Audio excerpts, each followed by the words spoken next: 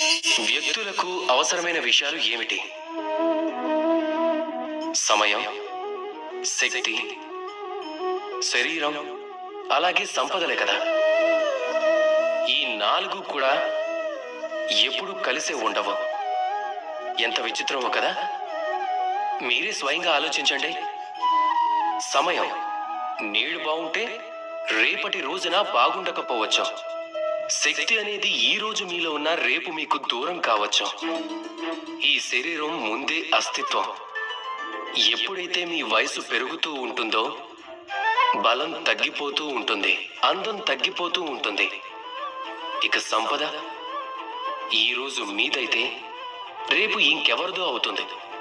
మనం తాత్కాలికమైన వాటిపై దృష్టిని కేంద్రీకరిస్తూ పోతే మనం మర్చిపోతూ ఉంటాం మనతో ఏవైతే చివరిదాకా ఉండాల్సినవో వాటి గురించి.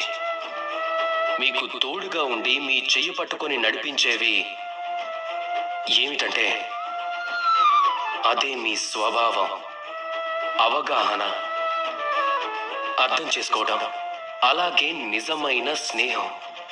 మీ స్వభావంలో శాంతిని పెంచుకోండి, మీ కర్మల్లో అవగాహనని చూపండి, మంచి మనుషులతో కాలాన్ని గడపండి, సరైన బాంధవ్యాలని శ్రద్ధగా కొనసాగిస్తూ ఉండండి.